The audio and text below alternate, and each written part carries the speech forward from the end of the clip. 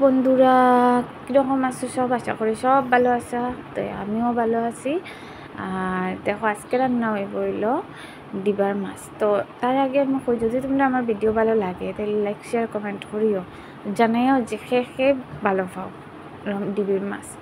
তো ওইদিকে দেখো কিতা করলাম, করার মধ্যে দিলাম পেঁয়াজ। তো দিয়া ওই দেখো মাছের ডিবা আনছে, বেশি বড় আনছে না, সবাই খায় না আর লেগিয়া।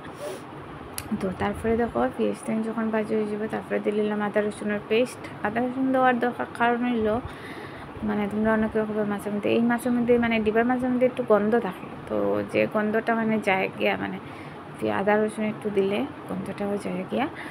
তো তারপরে এটা যখন একটু ভাজা হয়ে যাব, তো আমি কিতা করলাম, এর মধ্যে ডিবাটা কাটিয়া জল টেন ফালাইয়া মাছটা লইয়া গেলাম। তো তারপরে দিলাম হলুদ, তারপরে দিলাম মরিচের গুঁড়া, তো তারপরে জিরার গুঁড়া, আর তারপরে দিলাম কিতা কৌ, যেটা ছাড়া কোনো কিচ্ছু হয় না, এটার নাম কিতা কৌ, নুন মানে লবণ।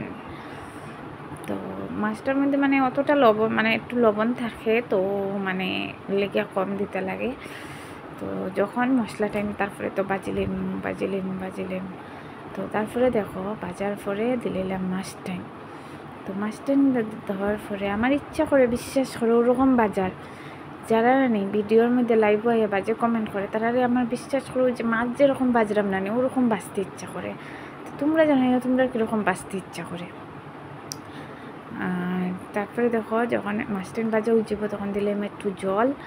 তো দেওয়ার পরে প্রায় রেডি। তারপরে দিকে আমি একটু ধনে পাতা দিলে খুব টেস্টি লাগে। তো আমার ভিডিও কীরকম লাগছে জানাইও অবশ্যই।